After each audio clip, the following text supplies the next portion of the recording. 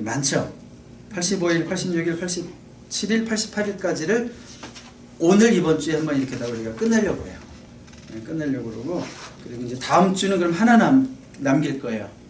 마지막 성경 요한계시록만 남기려고 해요. 그래서 오늘 우리가 이제 이 공부를 통해서 에베소서, 그 다음에 목회서신인 디모데전서, 디모데후서, 디도서, 그리고 베드로전서 일반 서신이죠.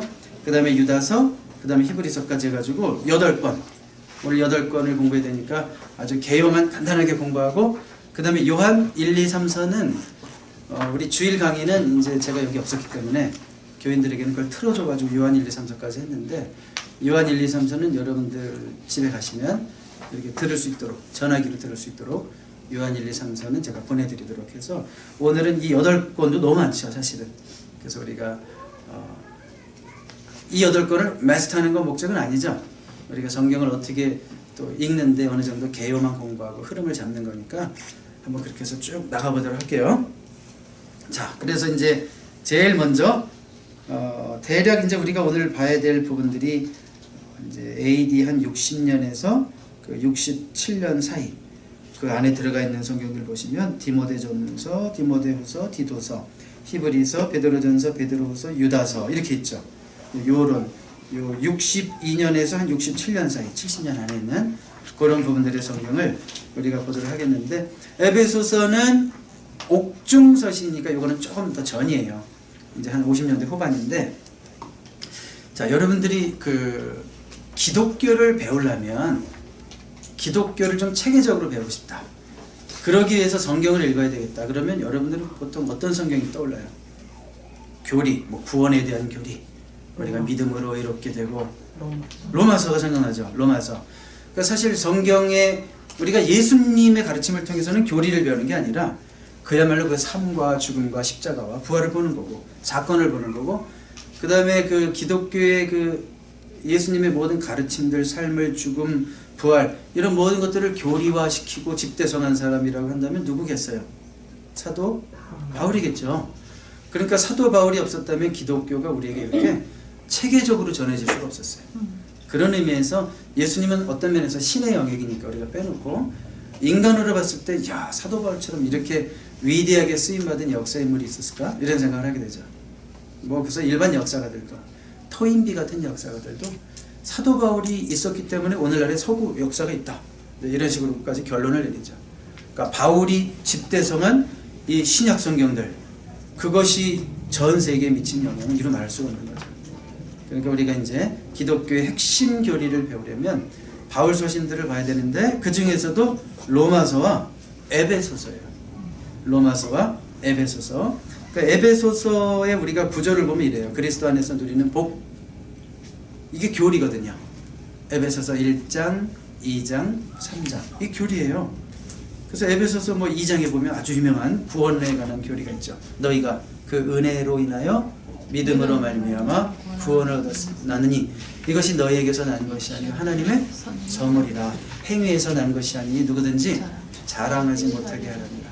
그러니까 이런 구원론에 대해서, 그리고 또 1장 에베소서 우리가 1장을 보면 하나님께서 우리를 예정하사, 이런 말도 있죠. 우리를 창세전에 택하사. 그러니까 뭐 예정교리, 선택교리, 그 다음에 우리를 속량하시고 속죄교리, 뭐 이런 모든 기독교의 핵심적인 교리들은 그 에베소서 1장, 2장, 3장에 다 나타나 있어요. 그리고 나서 이제 4장, 5장, 6장은 뭐예요? 실천이에요. 이제 그러므로 라고 시작해요. 에베소서 4장을 여러분들이 이제 딱 펴시면 그러므로, 그게 무슨 말일까요? 너희들이 하나님의 자녀니까, 구원받았으니까 하나님의 자녀답게 살아라, 그런 의미에서 그러므로 그리스도와 동행하기를 다루는 것이 4장부터 6장까지다. 로마서도 비슷한 구조 가지고 있죠. 로마서도 1장부터 11장까지는 교리, 12장부터 보면 그러므로 너희 몸을 거룩한 산제사로 드리라, 이 세대를 본받지 말아라. 그때부터 실천이 나오잖아요. 그러니까 기독교는요, 교리 빼고 실천만 나가면 윤리로 전락하고 그냥 율법 종교로 전락하는 거예요. 그러니까 모든 율법의 근간이 되고 우리의 행위의 근간이 되는 것은 교리고 우리의 어떤 신분이죠. 우리의 신분, 그 다음에 그런 어떤 교리적인 확신, 그런 토대 속에서 우리의 행위도 나온다는 거, 그걸 꼭 기억하시고요. 그래서 이 에베소서를 읽을 때마다 저는 느끼는 게 와, 퍼펙트, 완벽하다. 그러니까 바울이 많은 서신을 썼지만 에베소서는 사실 어떤 교회의 어떤 문제 상황 속에서 쓴 건 아니에요, 사실은. 그냥 에베소라는 전체 지역을 총괄해서 로마서와 비슷하죠. 어떤 기독교를 한번 정리해보자. 그런 의미에서 쓴 게 에베소서인데, 그래서 에베소서를 읽을 때마다 그 구조도 퍼펙트. 3장까지 교리, 6장까지 실천, 그리고 완벽한 어떤 필체, 조직, 뭔가 오가나이즈를 좋아하는 사람은 에베소서를 읽으면서 굉장히 은혜를 받아요. 아, 멋있다. 그 바울의 천재성이 가장 돋보이는 책이 그 에베소서고, 퍼펙트하면서도 컴팩해요. 아주 그냥 딱 압축해놨어요. 6장만 우리가 그냥 딱 읽으면 아주 그냥 너무너무 이게 우리가 기독교에 대한 자신감이 생기죠. 그런 의미로 에베소서를 좀 깊게 읽어보시기 바랍니다. 아시겠나이까? 네. 예, 에베소 지역의 특성이 있는데 편지를 보낼 때마다 바울은 항상 그 배경을 염두해요. 그 지역에는 어떤 게 있고 뭐가 있고. 근데 이제 에베소 지역에는 아데미라는 그 다이아나라고도 하는데 풍요와 다산의 신이죠. 아주 그냥 그 신을 열성으로 섬깁니다. 그 아데미 신전은 지금 현대사에서도 7대 불가사이다라고 해요. 이야, 어떻게 저런 걸 그 당시에 지었을까? 그러다 보니까 온갖 종류의 마술과 요술을 부리는 사람들이 굉장히 많죠. 자, 마술, 요술, 이건 영적인 세계죠. 아, 그러니까 영적 전쟁이 필요하구나. 그래서 여러분들이 아시는 말씀, 에베소서 6장 10절 11절에 한번 같이 읽어볼까요? 시작. 그들은 너희가 주 안에서 그 입의 능력으로 강건하게 하고 마귀의 괴계를 능히 대적하게 하여 하나님의 전신갑주를 입어라.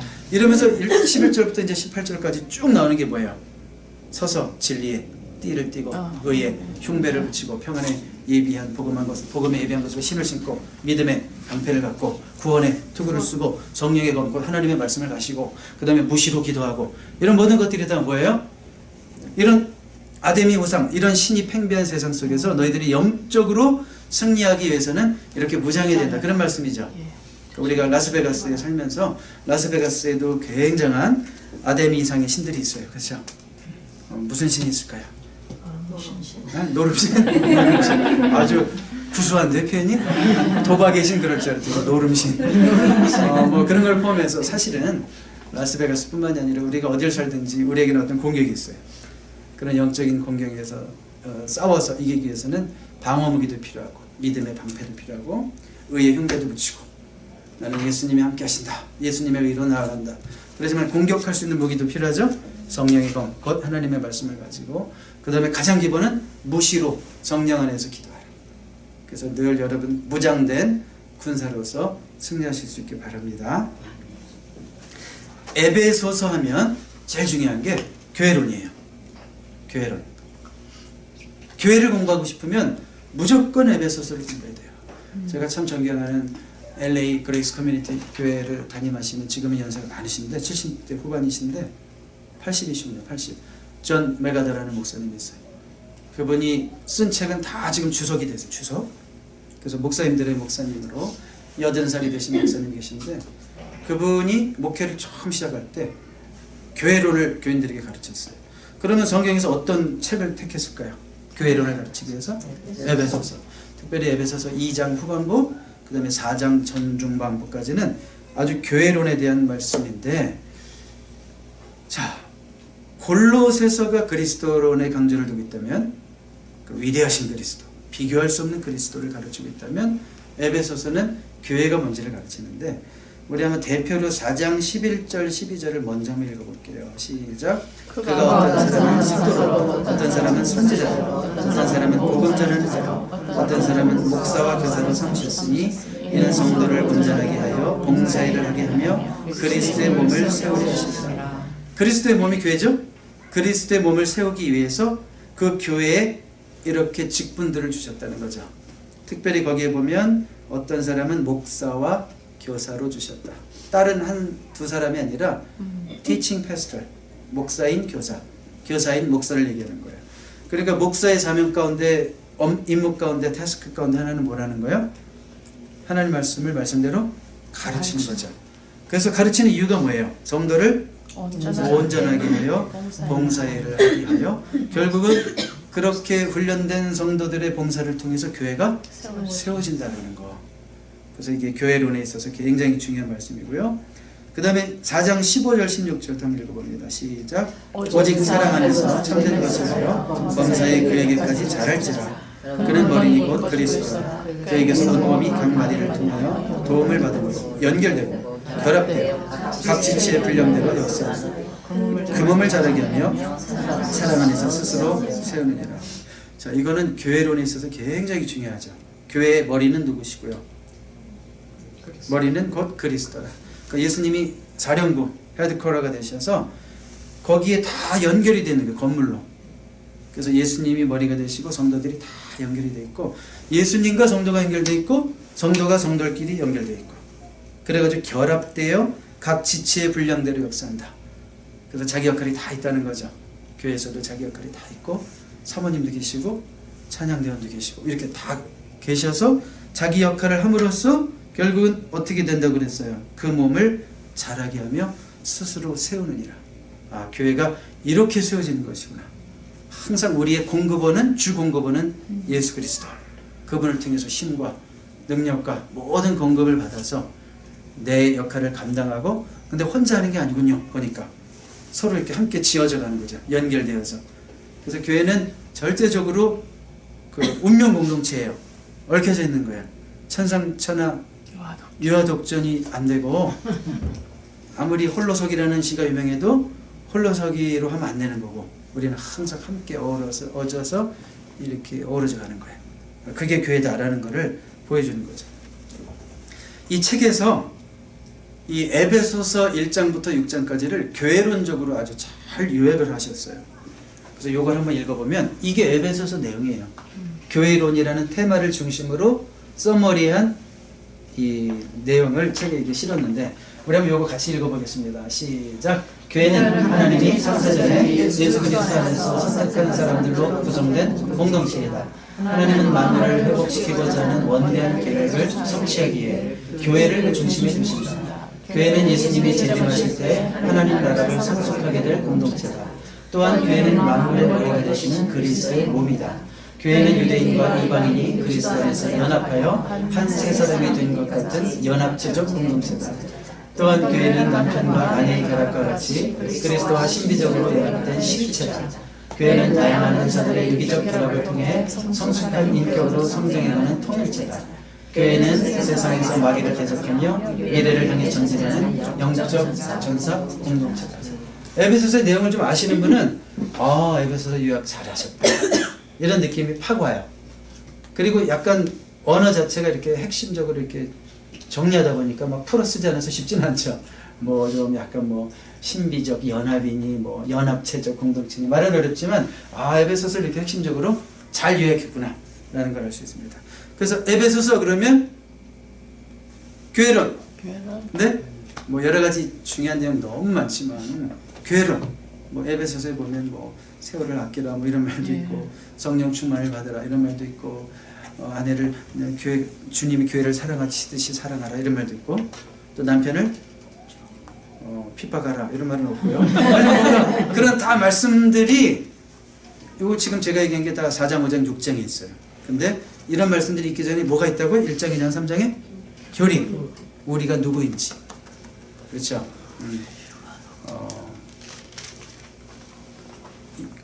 우리가 누구인지를 알 때 우리가 어떻게 행해야 될지를 안다는 거예요. 그 말씀을 기억하시기 바랍니다. 그래서 에베소서는 교회론. 에베소서 끝났습니다. 우리 주일은 이거보다 더 짧게 끝냈어요. 근데 이제 여러분은 길게 한 거예요. 그 다음 이런 생각을 가지고 읽으시라고요. 에베소서 읽으실 때 교회론. 처음에는 교리. 어머 딱딱해 막 이런 느낌 들 거예요. 처음에는 어머 재미없어. 그래서 약간 성경을 깊게 이해 못하는 분들은 항상 4장부터 내받아요. 뭔가 윤리적인 가르침들은 이게 뭐 부딪히거든요. 그렇지 뭐 착하게 살아야지 뭐 그래 그만 남편 학대해야지 막 이런 생각이 들거든요. 근데 그게 아니라 진짜 성경을 깊게 깨달으면 1장부터 내받아요.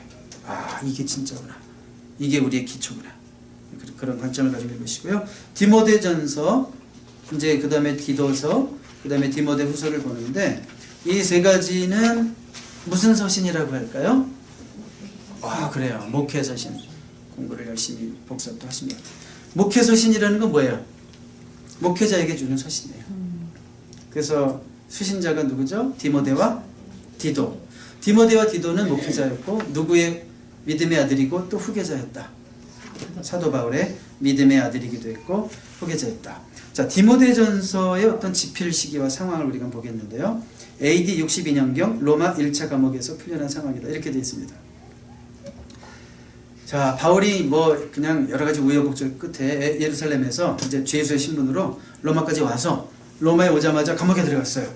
좀 가택 연금 비슷한 어느 정도의 자유가 보장되어 있긴 하지만 결국은 그 가택 연금되어 있는 상태에서 그때 쓴 4개의 편지가 옥중서신이라고 그랬죠.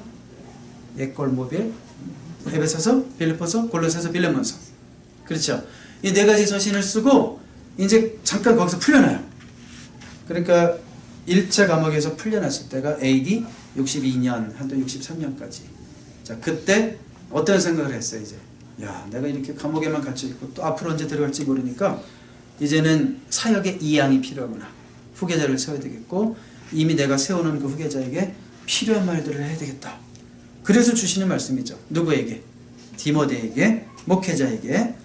근데 그 당시 디모데의 좀 형편이 좋지 않았어요. 디모데의 형편이 좋지 않았어요. 자, 뭘까요?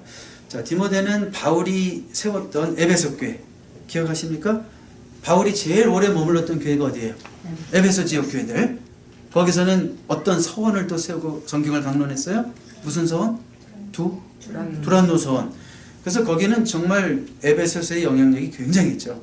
멀리 그 소아시아 일대로 평신도들이 거의 선교사 역할을 할 정도로 에베소의 영향력이 컸는데, 근데 그 중요한 지역의 교회 후계자, 후임 목사로 누가 온 거예요? 쉽게 말해서 디모데가 왔는데 디모데가 너무 힘들어하는 거예요. 그런 거 있죠. 전임자가 너무 훌륭하면 후임자 와가지고 빌빌거리는 거. 아유, 우리 목사님은 안 그러셨는데 맨날 이런 얘기 하잖아요. 후임 목사 미치는 거야. 나는 나대로 해드릴 게 있는데 맨날 우리 원로 목사님은 이러니까 힘든 거야. 그리고 뭐 사실 뭐 우리가 딱 봐도 그 영역이 아무리 디모데가 훌륭한 충성스러운 사람이지만 바울을 생각하면 좀 비교가 되잖아요. 행복하지 않았어요. 첫째는 그 거짓 교사들 때문에 힘들었고, 늘 교회는 그게 문제가 있어요. 목사님이 똑바로 가르치려고 그러면 어디서 헷갈린 것 꼭 듣고 와가지고 막 교인들에게 이렇게 바람내는 사람이 꼭 있거든요. 교인들이 많다 보면. 그래서 힘들었고, 그 다음에 건강 상태가 안 좋은 것 같아요. 디모데전서 5장 23절 읽어볼까요? 시작. 이제부터는 물만 마시지 말고 내 위장과 자주 나는 병을 내는 포도주를 조금씩 쓰라.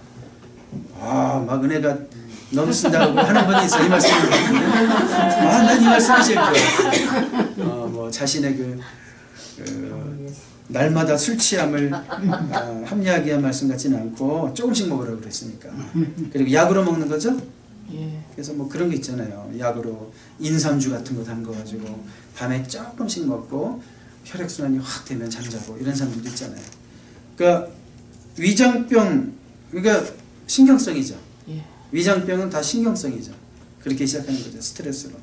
그러니까 디모데는 이 목회 현장이 너무 힘들었어요. 그래서 아마 그 어떤 서울량, 늘 서울량 먹으면 체하고, 그 암흑의 성도만 생각하면 바바리 곤두쓰고 막 이러는 상태였던 것 같아요. 그리고요, 그 4장 12절 더 읽어보세요. 시작. 누구든지 내 연성을 없이 여기지 못하게 하고 오직 말과 행실과 사랑과 믿음과 정절이 있어서 믿는 자에게 본이 되라. 연성을 없이 여기지 못하게 하고, 바울이 이렇게 얘기했다는 것은 업신여김을 받았다는 얘기죠. 아이고, 우리 뭐 젊은 목회자가 뭐라를 알기는, 뭐 그런 거 있잖아요. 교회 목사님 부임이 왔는데 뭐 37살이야.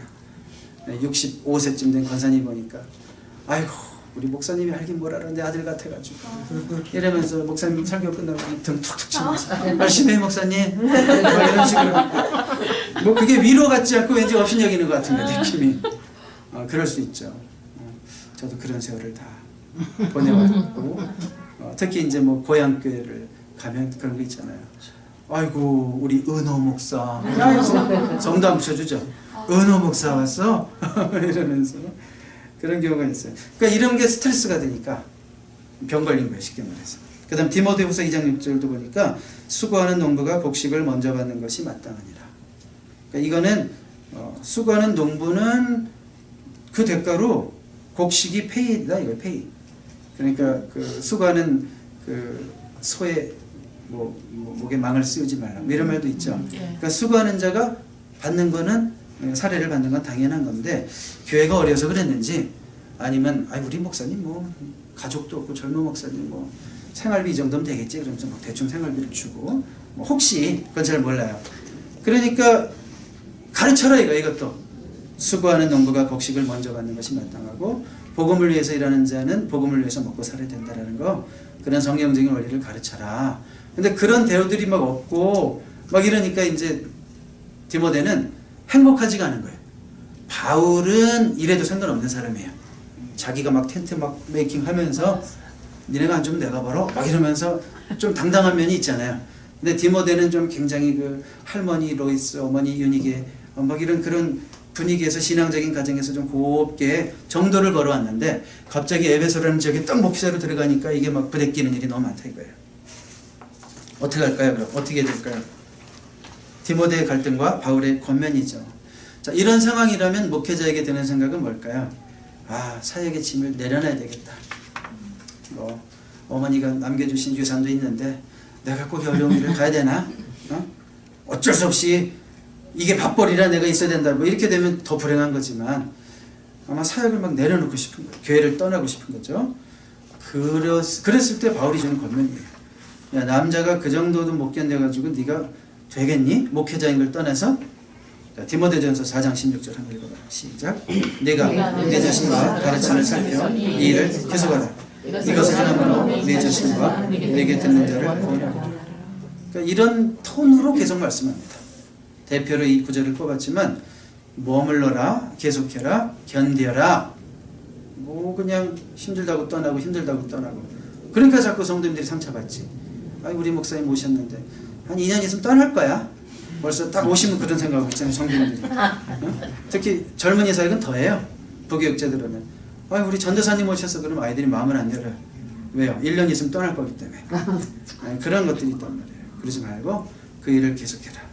하나님이 너에게 맡겨주신 일이라면 돌파해야지, 돌파. 왜 그렇게 맨날 힘들다고 주저앉아 있어? 자, 그래서 어떤 그런 영적 멘토가 멘티에게 강력하게 말하고 있는 것이 디모데전서다. 자, 그래서 어떤 면에서 디모데전서는 지역교회 목회 지침서예요. 이 교재에서 어떤 키버스도 얘기하고 있는데 저는 이게 키버스가 아닐까 생각해요.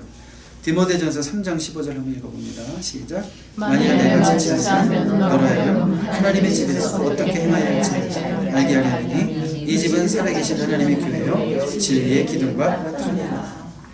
내가 직접 가서 너한테 얘기해주고도 싶지만 지체될 수 있으니까 내가 미리 이렇게 지금 이렇게 편지로 말하는 거다.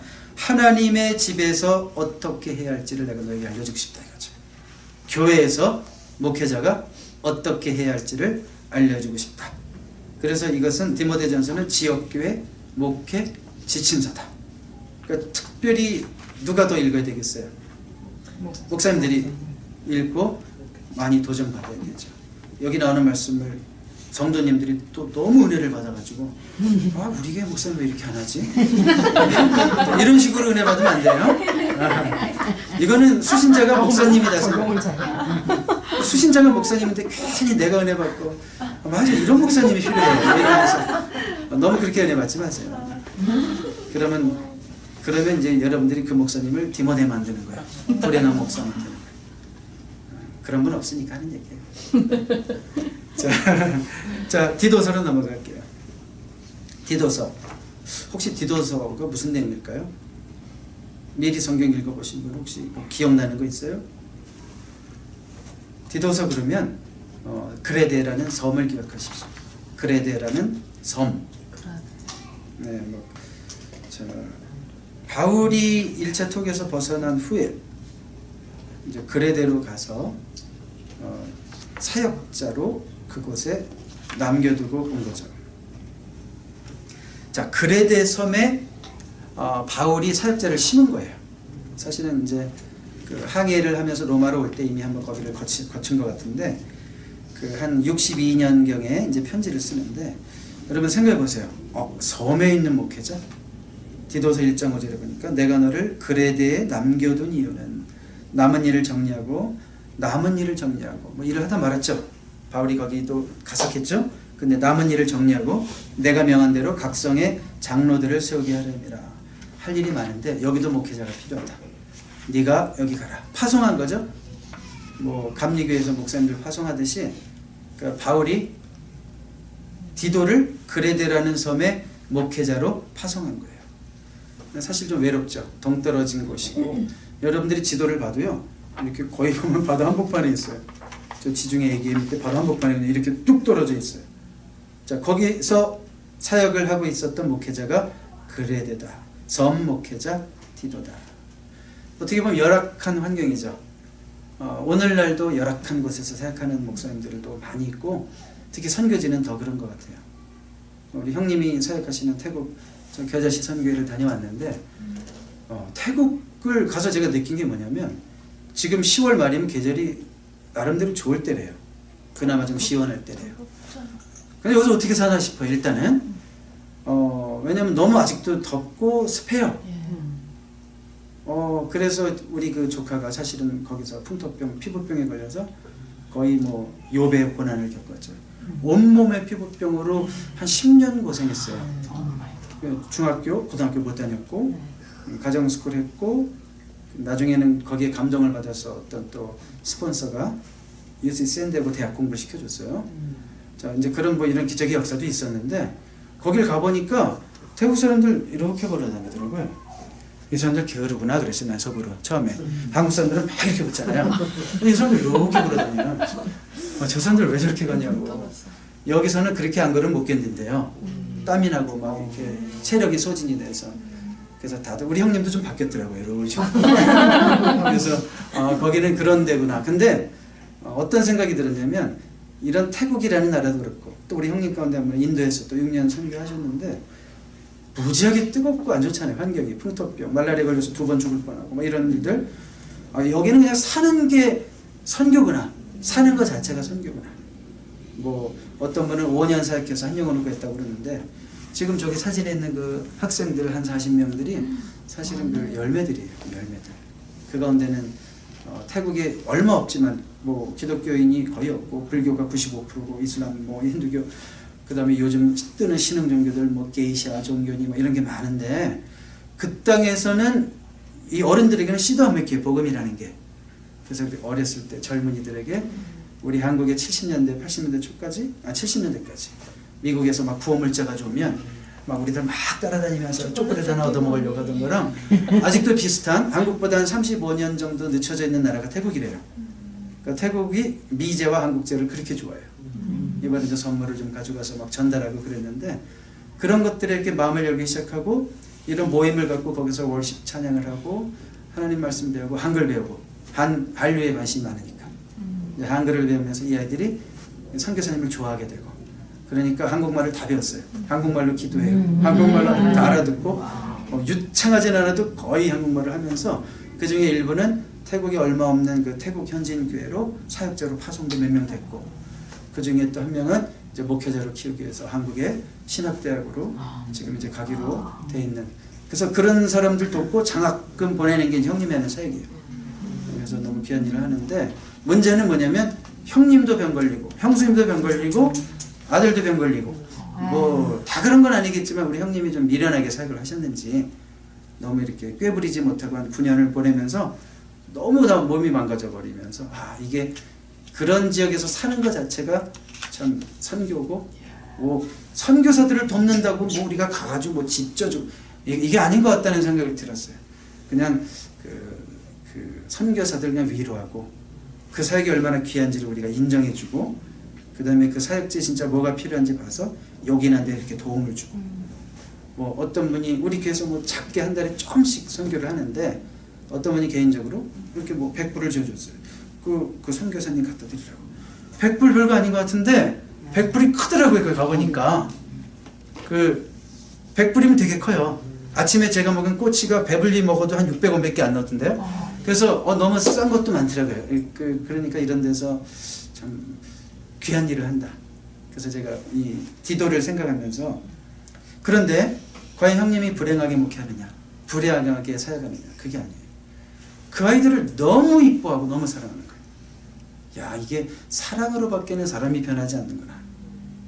그냥 형님도 워낙 경험이 많으신 분이었고 선교지 하기 전부터, 그래서 굉장히 인간을 자기는 다룰 줄 아는 사람이라고 생각했고, 나는 자신 있고 항상 우리 집에서 인물도 제일 좋고 능력도 제일 많고 운동도 잘하고 공부도 잘하고 못하는 게 없는 팔방미인인데, 키도 크고 뭐 모든 게 다 이렇게 팔방미인인데 완전히 깨졌어요. 9년 동안. 일단은 내 힘으로 할 수 있는 게 아무것도 없어요. 병을 한 7가지 달고 있고 천국을 몇 번 왔다 갔다 하더니 완전히 딴 사람이 돼서 한마디, 사랑밖에는 사람을 변화시킬 수 없구나. 사랑밖에. 내 잘남이 아니라 하나의 미랄이 죽으면 많은 열매를 맺느니라. 그 예수님의 말씀. 자, 행복하게 한다는 거예요. 디도가 섬에 있었다고 그래서 불행했을까요? 그건 아니라는 거예요. 행복은 마음의 문제고 확신의 문제라. 어떤 사람은 라스베가스가 너무 행복한 사람이었고, 어떤 사람은 옮겨 다니면서 옛날이 좋았대.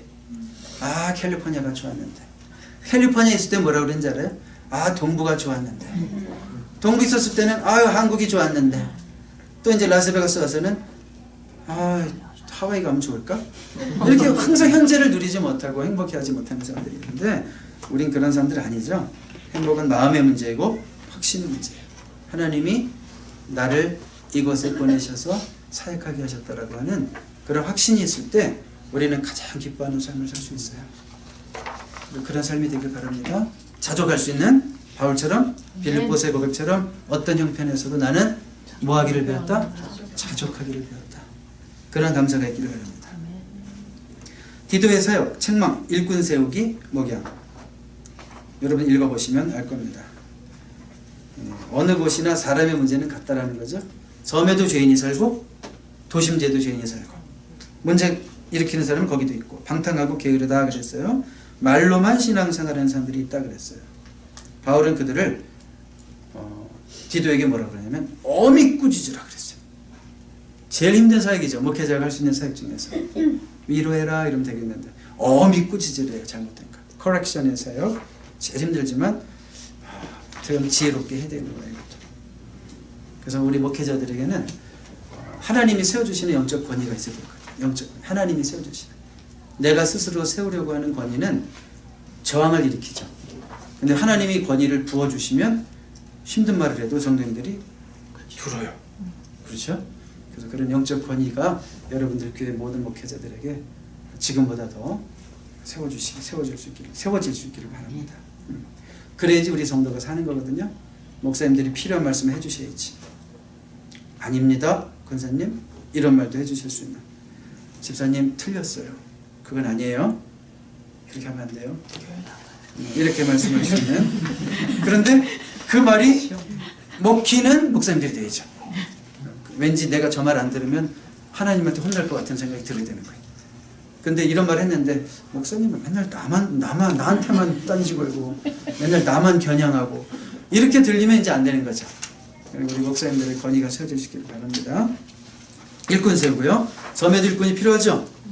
어느 교회든 일꾼이 필요해요. 그리고 목양입니다. 목회 서신이라고 그랬죠? 디모데전서, 디도서, 디모데후서. 그래서 목회자의 기본적 태도, 사역에 대해서 언급하고 있습니다. 자, 디모데후서를 갈게요. 아까 디모데전서는 AD 62년이라면 디모데후서는 한 64년에서 67년 사이예요. 새로운 상황을 맞이하게 됩니다. 자, 1차로 감옥에 들어갔다 나와서 디모데전서를 썼다고 그랬죠. 언제 그랬어요, 목사님? 이런 분 있어요.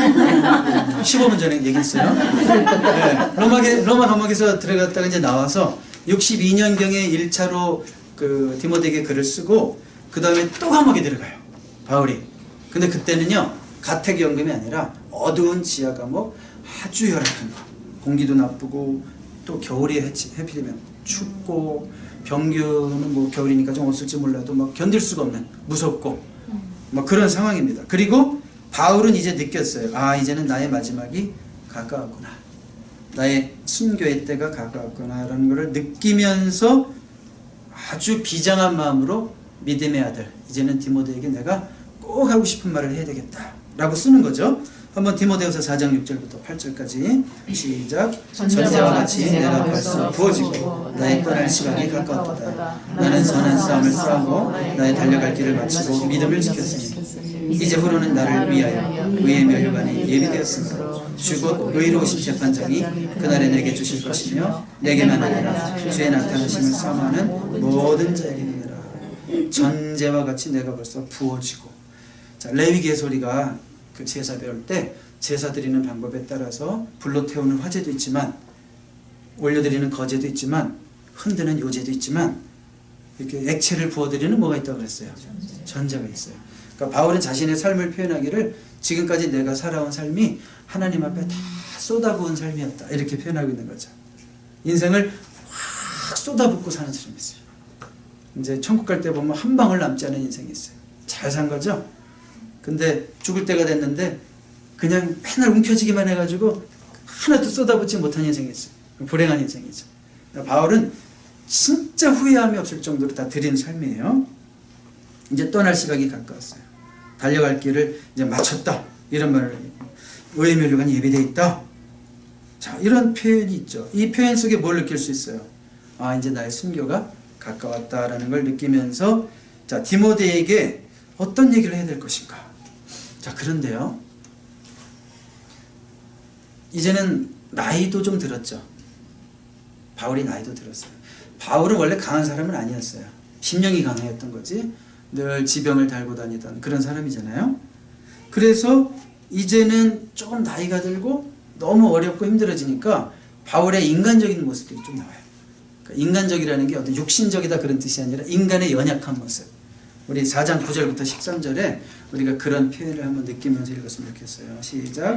너는 어서 속히 내게로 가라. 대만은 이 세상을 사랑하여 나를 버리고 데살로니가로 갔고 그레스게는 갈라디아로 디도는 갈마디아로 갔고 누가만 나와 함께 있느니라. 내가 올 때 마가를 데리고 오라. 그가 나의 일에 유익하니라. 두기고는 에베소로 보내오노라. 내가 올 때 내가 들어와 가고의 집에 둔 겉옷을 가지고 오고 또 최근 특별히 가족 중에 쓴 것을 가져오라. 여기 보니까 빨리 오래요. 디모데후로. 왜냐하면 외롭대요. 다 떠났다는 거예요. 한때는 바울 주변에 사람이 막 들끓었죠. 근데 왜 사람이 떠났을까요? 이제는 바울이 뭐 감옥에도 오래 갇혀 있기도 했지만 나이가 들으니까 영향력이 떨어지는 거예요. 젊을 때는 막 인기 좋잖아요. 그런 생각 안 해요, 여러분? 내가 10년 후에도 내 주변에 이렇게 사람이 많을까? 박 목사가 은퇴할 때쯤 되고 70쯤 되면 우리 성도님들이 그때도 나를 믿고 말씀을 사모하는 마음으로 다가올까? 이런 생각 할 수 있지 않아요? 할 수 있는 거잖아요. 그러니까 나이가 들으니까 외로워지고 어떤 리더십도 이제 약해지는 거예요. 영향력이 약해지는 거예요. 그러면서 원래 노년기에 우리가 잘 또 극복해야 되는 것들이 그 떠남, 그 떠남을 또 잘 감당할 수 있는 거, 어떤 뭐 사별의 헤어짐뿐만이 아니라 이 모든 그런 영향력들이 작아지고 축소되면서 외로운 거예요. 누가만 나와 함께 있느니라. 누가는 그냥 꼭 붙들고 있는 거예요. 개인 퍼스널 닥터죠? 누가. 그러니까 누가만 자기 하나만 있다는 거예요. 그리고 누구를 데리고 오라 그러냐면 마가를 데리고 오래요. 한때 마가는 바울이 혼냈던 자죠. 얘는 사역하는 자세가 안 됐어. 막 이랬잖아요. 그래서 바나바는 안아줬지만 2차 전쟁 때 나는 이런 사람 데리고 사역 못해. 그 정도로 바울이 강직하고 그 굉장히 막 태스크 오리엔티드가 강했던 사람인데 나이가 들으니까 이렇게 바뀌었어요. 아, 마가고 뭐고 나 외로워. 데리고 와줘. 나 외로워. 이제 이렇게 말하고 있어요. 아, 인간의 연약함. 나이 들면 어쩔 수 없는데 여러분들이 그래서 나이 들매 미덕. 카르터가 그런 책도 썼지만 참 우리가 나이를 들어서도 어떻게 참 그 미덕을 가지고 살 것인가를 지금부터 잘 준비하시기 바랍니다. 여러분들도 앞으로 10년, 20년, 30년 후에는 그런 날이 오겠죠? 네. 그리고 내가 올 때, 네가 올 때 내가 들어와 가보의 집에 든 겉옷을 가지고 오고. 나이가 되니까 이게 몸에 열기가 줄어들어요. 그렇죠? 한국에 갔는데 집이 그냥 맨날 쪄요. 그래서 저 형님들이랑 저는 창문을 맨날 열어요. 어머니는 죽으려고 그래요. 89세 되신 어머니는 막 견디지 못해서 그래서 방에 꼭 들어가서 문을 닫아버리세요. 그러면 우리는 계속 그 리빙룸의 문을 열고 창문을 열고 바람이 들어와야지 살겠고 또 환기가 안 되면 한국은 또 이게 환풍구가 없대요. 하루만 지나면 냄새가 차고, 그 화장실 샤워하고 물기 안 닦으면 일주일 만에 곰팡이 끼대 또. 근데 우리 거기 계신 형님이 얼마나 깔끔한지 집이 그냥 깨끗하고 냄새도 안 나요. 늘 환기하고 늘 물을 닦고. 그래서 제가 한 가지 배운 게, 야, 우리 형님 중에 저 형님 진짜 너무 부지런하다. 내가 저걸 배워야지. 그래서 여기 오자마자 또 열심히 청소하고 있으면서 청소하면 우리 영성 마음도 깨끗해지는 거 느끼죠? 마음이 심란하고 더럽고 좀 내 마음에 정리가 안 될 때는 청소를 하자. 쓰레기를 버리면서 내 마음에 있는 쓰레기도 버리자. 제가 늘 그런 생각을 많이 하거든요. 그러니까 이제 나이가 들으니까 힘들어졌다는 거예요. 우리가 인정해야 돼요. 자, 그런 상황 속에서도 믿음의 아들을 위한 마지막 권면을 하는 거예요. 마지막 권면. 자, 거의 회고담과 같습니다. 그리고 믿음의 아들 디모데에게 하는 마지막 권면. 디모데후서 2장 1절 2절 시작. 내 아들아, 그러므로 너는 그리스도 예수 안에 있는 은혜 가운데서 강하고 또 내가 많은 증인 앞에서 충성된 사람들에게 부탁하라. 그들이 또 다른 사람들을 가르칠 수 있으리라. 디모데의 문제는 늘 약하다는 거예요. 소심하다는 거예요. 야, 네 은사를 좀 그럴듯하게 할 수 없냐 좀. 처음에 안수받을 때 그 엘더들을 통해서 안수받을 때 너에게 성령이 임했는데, 은사가 임했는데 다시 좀 그럴듯하게 할 수 없느냐. 왜 이렇게 맨날 위축돼 있고 처져 있고 소심하고 걱정하고 그러냐. 너 사역자잖아. 너 그러면 안 되잖아. 그거예요. 막 그렇게 하는 거예요. 그래서 은혜 가운데서 강하고 또 많은 증인 앞에서 내게 들은 바를 가르쳐라. 너가 나에게 배웠듯이 너가 또 남들에게 가르쳐서 또 그들이 배우고 남들을 가르칠 수 있도록.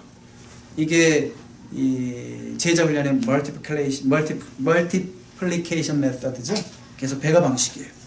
이런 식으로 우리가 한 사람을 세우고 두 사람을 세우고 그 두 사람이 또 한 사람 두 사람씩 세우고 이런 식으로 또 두 사람 두 사람씩 세워가다 보면 많은 제자들이 계속 양성될 수 있다는 거죠. 지금 누군가가 우리 사모님의 제자입니까? 집사님의 제자가 있어요? 지금 누군가를 가르치는 자가 있어요? 나는 그냥 맨날 목사님께 배우기만 할래. 이러면 안 되는 거죠. 언젠가는 나도 누군가를 가르칠 수 있는 그런 자로 서야죠. 이 공부를 끝낸다면 반드시 여러분들이 배운 바대로 뜨거운 가슴을 가지고 누군가를 가르칠 수 있는 자리에 설 수 있길 바랍니다. 이 말씀이 그런 거죠. 여러분들도 이제 가르칠 수 있고 또 그들이 또 누군가를 가르칠 수 있는 거예요. 그런 식으로 하나님 나라 확장되는 거예요. 진정경 자매님 마치면 쟤는 내가 찍었어. 그래서 이제 쟤는 내가 그리스도 안에서 한 일꾼으로 세우기까지. 골로새서에 그런 말이 있죠. 내가 한 일꾼을 정말 그리스도 안에서 세운다라는 표현이 있죠. 2장에 저 사람 내가 찍었어. 그러면서 이제 누군가를 붙들고 가르칠 수 있어야 돼요. 교회 프로그램이 있다면 나도 그런 그 평신도 양육반에 들어가서 누군가를 가르칠 수 있게 해달라고 지원을 하고, 그리고 목사님 사모님께 찾아가서 목사님 사역하시는데 너무 힘드시죠? 제가 한 역할을 감당하겠습니다. 목사님이 원하신다면 한 역할을 감당하겠습니다. 저에게도 목사님 사역의 일부를 띄워주십시오. 목사님 너무 혼자 다 힘드시고 그 일을 하시는데 조 목사님이 저랑 2015년에 공부하고 그 이후에 우리 조 목사님 통해서 또 많은 제자들이 양육됐거든요. 그 중에 한 사람이 김희정 집사님 아니에요? 맞았어요. 네, 뭐 이런 식으로 그런 식으로 자꾸 이렇게 이어져 나가야 되는 거예요. 거기서 끊어지지 말기를 바랍니다. 이런 말씀, 이런 권면하는 거고요. 그 다음에 또 어떤 권면을 하냐면 아직도 디모데는 젊어요. 젊음이 있다는 것이 좋기도 하지만 젊음에게는 큰 유혹이 있죠. 그게 뭘까요? 육체의 정욕의 문제일 수 있죠. 젊은이에게만 정욕이 있는 건 아니에요. 나이가 들어도 노욕이 있고 그렇지만 특별히 이성관계에 있어서 깨끗해야 된다. 그래서 청년의 정욕을 피하라는 말씀이 있는데 디모데후서 2장 20절, 21절, 22절 읽습니다. 시작. 큰 집에는 금그릇과 은그릇뿐 아니라 나무그릇과 질그릇도 있어 귀하게 쓰는 것도 있고 천하게 쓰는 것도 있나니 그러므로 누구든지 이런 것에서 자기를 깨끗하게 하면 귀히 쓰는 그릇이 되어 거룩하고 주인의 쓰심에 합당하며 모든 선한 일에 준비함이 되리라. 또한 너는 청년의 정욕을 피하고 주를 깨끗한 마음으로 부르는 자들과 함께 의와 믿음과 사랑과 화평을 따르라. 자, 그릇의 재질이 중요한 게 아니라 그릇의 깨끗하냐 더러우냐가 중요하다. 그래서 하나님은 재질을 보고 쓰시는 게 아니라 깨끗한 그릇을 쓰신다. 특별히 청년의 정욕을 피하라. 그러기 위해서 주를 깨끗한 마음으로 부르는 자들과 함께. 영적 교제권이 참 중요해요. 친구 따라 강남 가게 돼 있어요. 그렇죠? 그러니까 나에게 선한 영향력을 줄 수 있는, 이 집사님이랑 얘기하면 막 마음에 거룩에 대한 열망이 일어나는 그런 집사님 있죠? 없어요? 네. 그런 집사님 있죠? 저분이랑 얘기하면 내가 진짜 잘 살고 싶다. 나도 섬겨 나가고 싶다. 막 이런 마음에 막 불이 일어나고 나도 성경 읽고 싶다. 나도 거룩하게 살고 싶다. 뭐 이런 마음을 줄 수 있는 자들과 함께 믿음과 의와 믿음과 사랑과 화평을 따르라. 지금 옆에 계신 분들이 그런 분들이죠. 아멘. 네, 그런 촉한 믿음의 동역자가 진짜 중요합니다. 아멘. 네네. 이런 좋은 관계가 이어져 갈 수 있는. 옆에도 뭐 잡아주세요. 자, 그러니까 디모데후서는 그런 심정으로 읽어요. 바울이 마지막 이제 순교를 앞두고 믿음의 아들에게 막 하고 싶었던 그냥 가장 중요한 마지막 다 쏟아보고 싶은 얘기를 하고 있구나. 그런 생각을 가지고 디모데후서를 읽으세요. 그러면 은혜가 될 겁니다. 자, 베드로전서로 가겠습니다. 베드로전서는 누가 썼을까요? 네. 배경과 기록 시기를 여러분들이 생각할 때 로마 화재를 생각하세요. AD 64년경. 자, 로마의 화재가 났을 때 네로 황제가요, 책임을 그리스도인들에게 돌리죠. 네. 자기 정권을 유지하기 위해서, 백성들의 환심을 사기 위해서 어떤 정책적인 그 꼼수죠. 그렇게 되면서 그리스도인들에 대한 로마의 대대적 박해가 시작되는 거예요. 자, 베드로전서는 바로 네로 박해 직전에 63년에서 64년경 네로 박해 직전에 쓰여진 것이고, 그렇다면 왜 썼을까? 성도들이 앞으로 당할 환란이 있어요. 박해가 있어요. 대비하게 하시는 거죠. 자, 박해가 올 것이지만, 고난이 있을 것이지만, 고난에 대한 하나님의 관점을 가지고 이겨라, 견뎌라. 고난에 대한 무슨 관점? 하나님의 관점. 인간적으로 생각하면 고난은 왜 내 팔자가 일어나, 이런 식으로 나가지만 하나님의 계획과 목적을 생각하면서 그 고난을 이렇게 통과하라, 고난을 이렇게 통과하라, 그렇게 주신 말씀이에요. 그래서 우리 한번 1장 6절 7절 읽어봅니다. 시작. 그러므로 너희가 이제 여러 가지 시험으로 말미암아 잠깐 심하게 되지 않을 수 없으나 오히려 크게 기뻐하는 거다. 너희 믿음의 확실함은 물론 연단에도 없어질 금보다 더 귀하여 예수 그리스도께서 나타나실 때 칭찬과 영광과 존귀를 얻게 할 것이다. 고난에 대한 하나님의 관점이라고 그랬어요. 어떤 불시험이 와도 그게 뭐 나라의 어떤 그 정책적인 박해를 통해서 오는 것이든, 무슨 뭐 너희들 뭐 경제적인 어려움이든 건강상의 문제든 어떤 것이든 고난이 왔을 때 불로 연단하여도 없어질 금보다 더 귀하다. 그러니까 깨끗한 정제된 금을 만들기 위해서 불이 막 있어야 되잖아요. 그 불과 같은 시험을 통해서 너희들이 정제되고 연단되고, 그래서 마지막에 정말 주님께 칭찬받을 수 있는 존귀한 자로 서게 된다는 거잖아요. 그런 하나님의 관점을 가질 때만이 우리가 고난을 이길 수 있다, 그런 얘기죠. 그리고 고난은 항상 목적이 있고, 목적이 있기 때문에 목적이 달성되면 시작이 있지만 끝이 있다. 하나님의 목적을 이루면 반드시 거기서 나와서 하나님께서 또 그 훈련하신 만큼 너를 사용하실 것이다. 이런 여러 가지 하나님의 관점을 가지고 고난을 이기라는 거예요. 4장 1절 2절도 그런 거죠. 시작. 그리스도께서 우리 육체의 고난을 받으셨으니 너희도 같은 마음으로 갑옷을 쓰라. 이는 육체의 고난을 받은 자는 죄를 그쳤음이니 그 후로는 다시 사람의 정욕을 따르지 않고 하나님의 뜻을 따라 육체의 남은 때를 살게 하느니라. 육체의 고난을 받은 자는 뭐를 그쳤다? 죄를 그쳤다. 그렇죠? 여러분, 사람이 살다 보면 우리 안에 그 죄성이 있어서 욕망이라는 게, 욕심이라는 게 있어요. 그 욕심에 막 끌려 살 때가 있어요.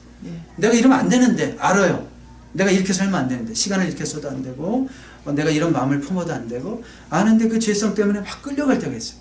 내 힘으로 막 노력도 하고 뭐 고행해보고 뭐 금식한다고 그러고 그 소용이 없어요. 골로새서 보니까 그런 거는 소용없대요. 아무리 그렇게 해도 안 돼요. 그런데 하나님이 이놈아 미안하지만 내가 한 대 때릴게. 그러면서 그냥 한 대 탁 치시면 그건 사랑의 매죠. 그럼 우리 그때는 성도들은 깜짝 놀라가지고 죄를 딱 그쳐요. 내가 그렇게 사랑하는데 아이가 막 아파. 그러면 꼼짝 못해. 우리 부모들은 내가 제일 사랑하는 자식이 아픈데 어떻게 한대요? 하나님이 내 욕심을 꺾으라고 하시는 거구나. 그러면서 진짜 못 내려놓고 집착하던 것을 그 순간 딱 내려놔요. 고난만이 할 수 있는 일이에요. 우리의 힘으로, 우리의 의지로 안 되죠. 그게 의지로 되는 사람이 있다면 저는 그 사람 불쌍해요. 그 사람 그리스도인 되기 힘들어요. 모든 게 자기 의지로 다 되는 사람 있죠. 나는 결심만 하면 돼.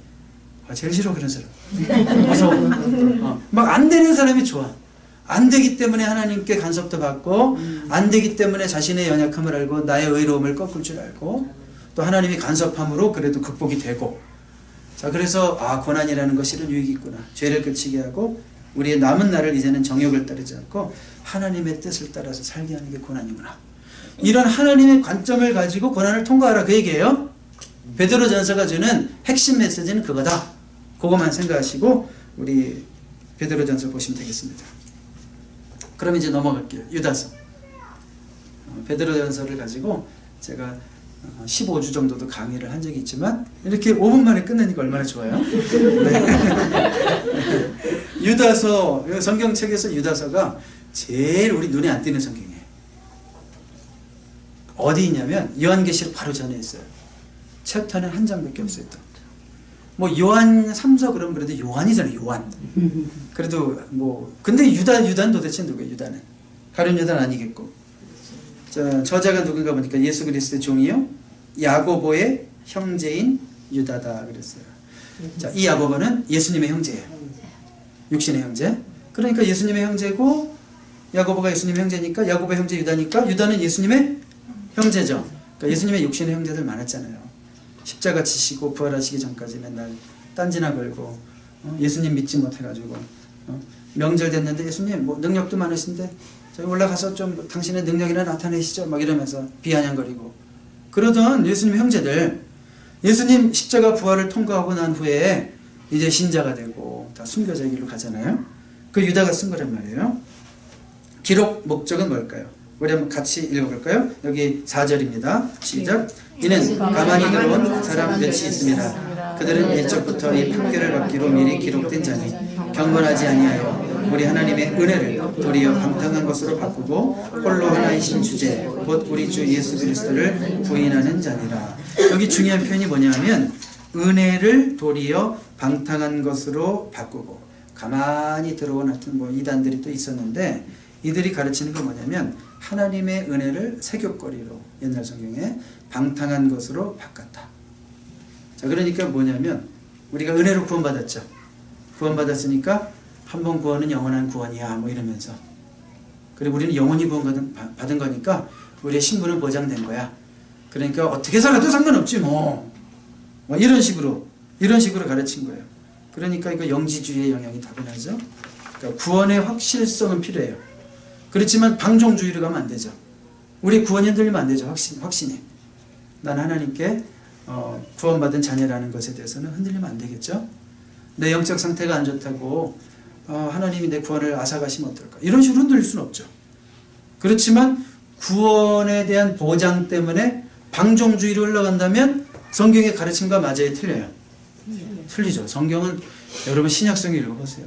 정말 우리에게 끊임없이 구별된 삶을 살아라. 거룩하라. 이렇게 살아라. 성도답게 살아라. 자녀답게 살아라. 1.1획의 타협도 없어요. 그냥 뭐 다 사는 게 그런 거고 이 세상 사람들 다 그렇게 사는데 너희들도 어느 정도는 50% 정도는 세상 풍조에 그냥 이렇게 묻혀서 살아라. 이런 말이 한 군데라도 있어요. 성경은요. 마음을 진짜 딱 잡고 우리가 살지 않으면 이건 힘들어서 숨 막혀서 죽는 말씀이에요. 우리가 노선을 정해놓지 않고 살잖아요. 하나님이 그런 마음 안 주시잖아요. 이건 맨날 갈등만 하다 끝나는 말씀이에요. 어떻게 이렇게 살아? 이 세상이 얼마나 행복하고 좋고 뭐 그 쾌락거리가 많은데. 근데 성경은 그걸 가르치지 않아요. 그래서 우리는 반드시 영적인 기쁨을 알아야지 살아요. 아, 이렇게 사는 것이 저 세상 사람들이 추구하는 것보다 훨씬 더 큰 기쁨이 있는 거구나. 이걸 깨달은 자만이 주의 길을 갈 수 있어요. 십자가를 질 수 있어요. 그 길을 가고 계십니까? 권사님? 아멘? 네. 너무 오래 했나요, 제가? 큰일 났네. 네.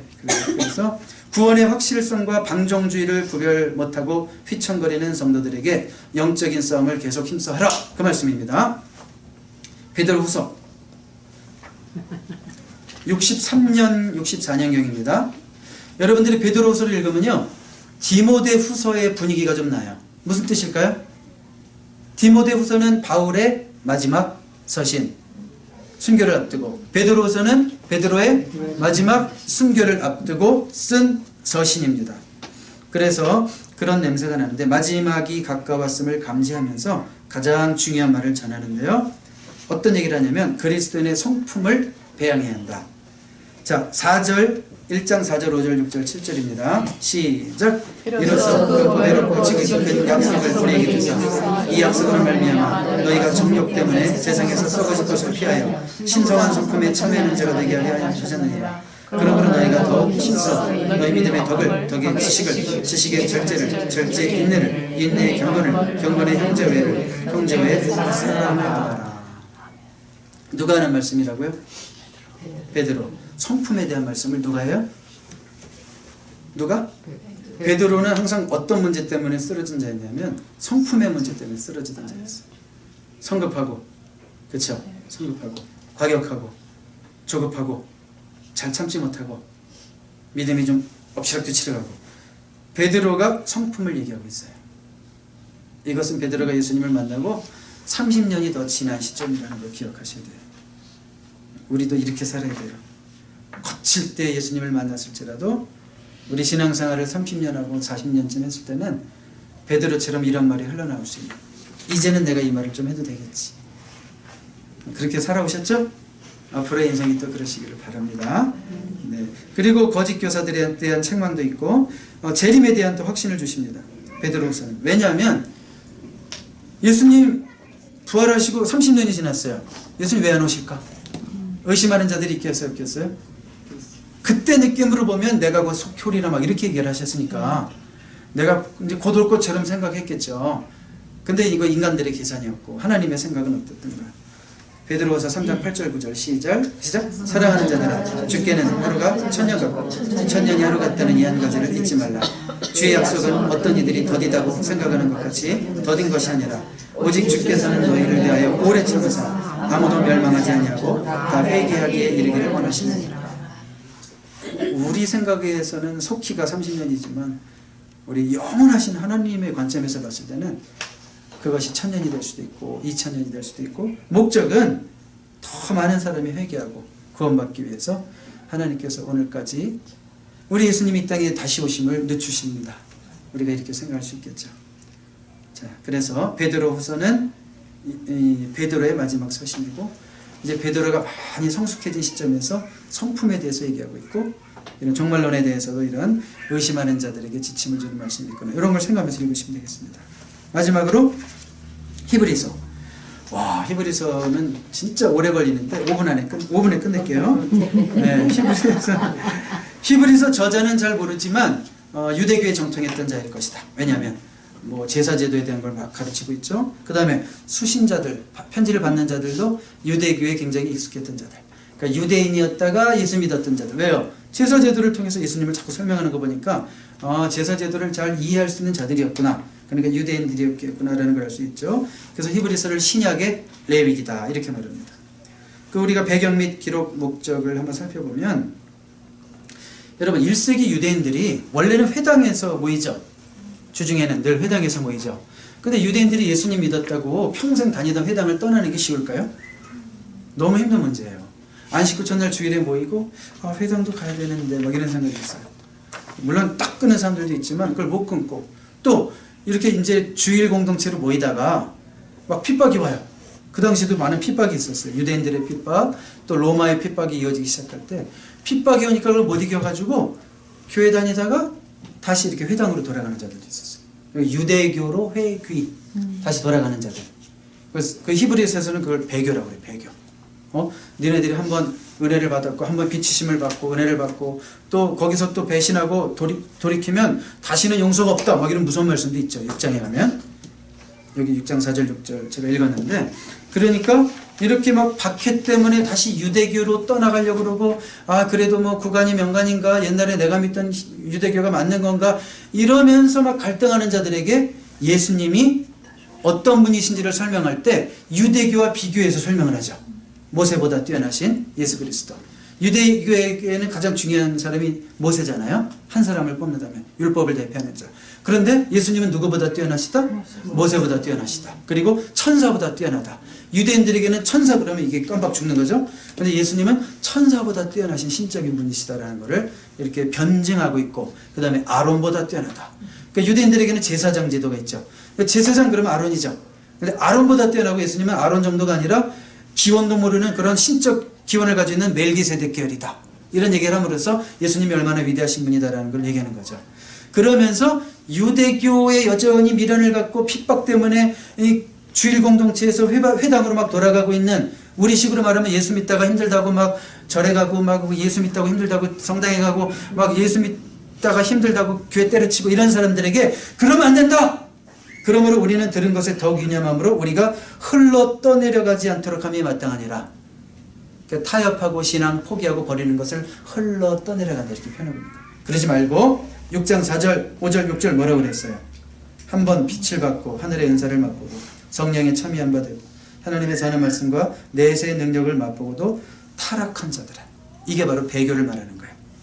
그리스도인 공동체가 다시 회당으로 돌아가고 이방신으로 혹시 돌아가고 이러는 거, 그런 자들은 다시 새롭게 하여 회개할 수가 없대요. 구원 취소다 이런 말처럼 들리죠. 그러니까 이 정도로 강하게 경고하는 거예요. 배교라는 게 얼마나 무서운 건지, 진짜 구원이 취소될 수 있는지 없는지 이런 교리적인 문제를 여기서 논쟁하자는 게 아니라, 그 정도로 이 히브리서 기자가 배교하고 신앙생활 잘하다가 시험 왔다고 이렇게 막 헤매고 떨어지는 자들에게 강력하게 경고하는 말씀이 히브리서예요. 그래서 여러분, 모이기를 피하는 어떤 사람들의 습관 가지 말라. 주일 공동체, 부활의 공동체가 자꾸 안 모여요. 나 어디 갔나 봤더니 나중에 토요일날, 금요일날 저녁에 안식일 뭐 회당에 가 있어요. 그러지 말라는 거죠. 그리고 여러분, 히브리서 11장은 믿음장이죠. 믿음장. 아까 이건 얘기했죠. 히브리서 변증의 내용들. 천사보다 위대하신 예수 그리스도, 모세보다 위대하신 예수 그리스도, 아론보다 위대하신 예수 그리스도. 히브리서 11장 믿음장에 뭐가 나와요? 믿음으로 아브라함은, 믿음으로 누구는, 믿음으로 누구는. 왜 이런 얘기를 할까요? 12장에 가면 그러므로 너희들 약한 무릎을 이렇게 세우고 믿음의 주에 온전케 하시는 인 예수를 바라봐라. 이렇게 타협하지 않고 믿음의 길을 걸어갔던 이들처럼 아무리 어려도 너희들의 신앙 포기하면 큰일 난다.